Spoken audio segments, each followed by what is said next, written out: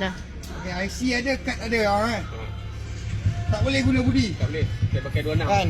Rakam lah, betul. Ya. Pakai 26. Tetap kena pakai RM2.60. IC ada, budi ada. Ni, kad ada. Kalau apa masuk kad ni, Ha. IC tak betul. Ha. IC dia tak tak betul IC dia. Ha. Mana kita boleh pakai kad saja harga 26. Memang kena pakai RM2.60. Ha, 26. Budi babi ni. Ni.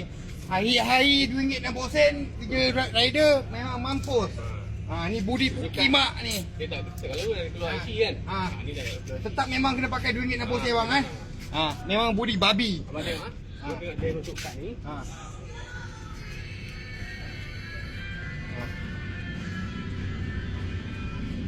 Jadi kan. Tapi tak ada.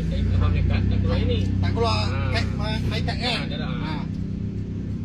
Memang budi babi ni. Memang budi kimak. Dia kena pakai 26 kau.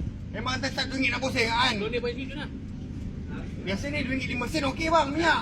Masa yang start beli abang pakai kad tu. Memang tetap RM2.60 kan. Tak boleh tu, tak boleh pakai kad. Memang babi punya budi lah ni. Memang celaka ni. Abang tadi pakai tak boleh.